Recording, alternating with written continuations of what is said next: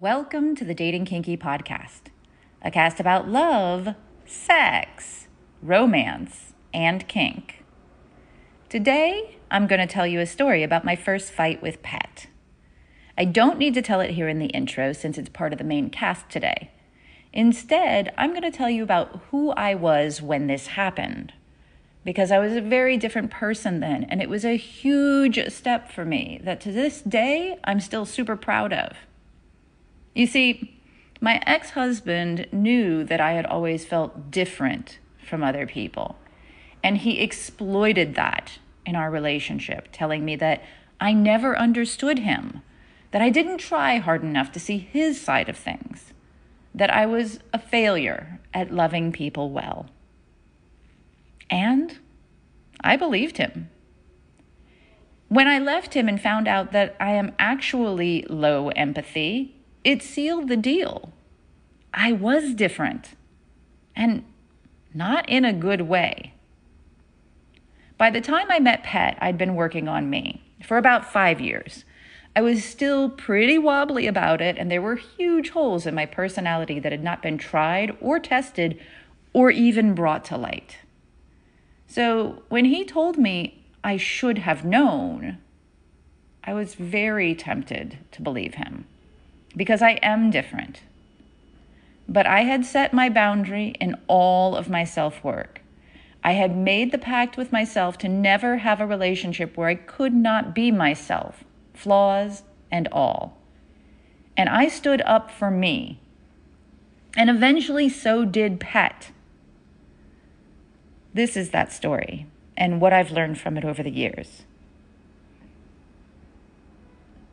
Are you a mind reader? I'm pretty sure that unless you are the great Zoltar, you're going to answer no to that. Good. Because the vast majority of humans are not born with the ability to read minds and absolutely don't need to take on that responsibility in their relationships, no matter how often someone else tries to put it on us. You should have known. It was obvious When I said this, I really meant, when these phrases are in play, it's a good idea to nope the fuck out of that. That guilt is not yours. One of the first arguments I had with my Pet was centered here. He had traveled 2 hours to see me one evening, and a birthday party was going on. We spent about 4 hours at that party, and when we left on the way back to my place, he got sullen. He had wanted to leave 2 hours before we did, but he didn't say so. In the car on the way to my place, he said, "You should have known I wanted to spend time with you tonight. I traveled all this way to be with you, not at a party with people I barely know." Which was completely understandable and totally unfair. Let me explain something about me. There's another love language out there that's not often spoken about: social engagement. It is deeply meaningful to me to have a partner who does things with me and other people in group activities, like parties, camping together, hiking, movies, hosting dinners. But aside from that, he didn't ever, not once, say, "I'd love to blow this popsicle stand and spend quality one-on-one time with you this evening." And that is the key. Because if he had said that, or any version of it, I would have known what he wanted. I may have still wanted to stay longer at the party for the reasons I've already stated, but I would have known what he wanted as well and been open to making different choices. But he didn't, and I didn't. And so when he got upset, I was also upset because I felt betrayed. I did good, though. I took a deep breath and set my boundary. "I am sorry that we stayed longer than you wanted to. I was having a good time showing you off to my friends, and I wanted you to have a good time too. I am unable, though, to take responsibility for not knowing because you didn't tell me. I cannot and will never be able to read your mind. Or something like that. I wish I could tell you it worked like magic. It didn't. We argued that night and into the next day by mobile when he was driving back. But holding that line was one step in a long line of boundary setting steps for me. And it taught me something else. People who believe you can read minds often believe that they can too. Not literally. He didn't literally think that I could read his thoughts. He just believed deep down inside that I knew what he wanted and that I was denying him. And moving forward into the future we've shared together, he also believed he knew what I meant when I said certain things, when I most certainly did not. Yes, I consider this behavior a sort of pale yellow flag, something to note and keep an eye on. It's how the human brain works. Our brain takes all of our experiences, catalogs them, and gives us shortcuts. 3 people in my life have said this and mean that, so the next person who says this must also mean that. Which, theoretically, is pretty damn useful. And a great big seething pain in the tuchus for anyone who most certainly does not mean that when they say this, they actually mean this. And we ran into that as well, which was huge for me because I'm a low context person in most cases. I mean what I say and I say what I mean. And when people reinterpret what I say into something else because they really do believe they can read my mind, no, not literally, but for all intents and purposes, it puts me in a bit of a pickle. I am crystal clear, and there they are, busy trying to figure out exactly what I meant. Listen, damn it. I've done it too. I admit. We all have. Like I said, it's how the human brain works. And moreover, we are trained to do this by the people around us.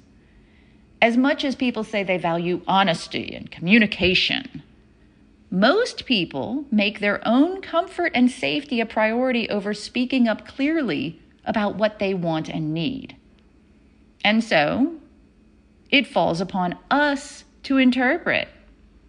And since that starts happening when we are young, we can't do anything but go along. And some people are quite empathic and intuitive and will get it right often enough by reading nonverbal cues that they begin to rely on it and believe in it. But there is one thing that will always throw their readings off. Their own elevated emotions will color their experience. And they'll get it wrong, but believe they are right, and it becomes a huge mess. They think this person said or meant this. That person said or meant that. And they may or may not have the tools to bridge that gap of communication. I was lucky. Pet was willing to be wrong. Not in the moment. Tensions were too high then. But after we calmed down and talked things through, after I suggested that he and I agree to always tell each other how we feel directly and to base our relationship on who we are and how we treat each other with that sort of communication. Both of us were at a point in our lives where we were willing to chuck everything we had ever done in relationships and try something new, because neither was willing to be anyone except who we were starting a new relationship. Now, I'm not saying that agreement fixed everything immediately. It didn't. Heck, it was just a few months ago that he was feeling that I should know something. But it was an easy fix. I said I didn't. He believed me. I offered my solution moving forward. He agreed. done. Note, knowing what someone might mean can be useful. Let me be clear. I'm not saying to dump or discount all that hard work your brain has done for you. I'm saying that it might be wrong sometimes, or a lot, and to use what your brain tells you as a guide, as a probability even, but never ever think you are infallible. Give the people in your life the opportunity to be themselves and not an automaton of previous experiences and patterns of behavior. What are your thoughts? Have you ever thought someone meant something else when they talked to you? Did you react to what they said or what you thought they meant? Were you right? Were you wrong?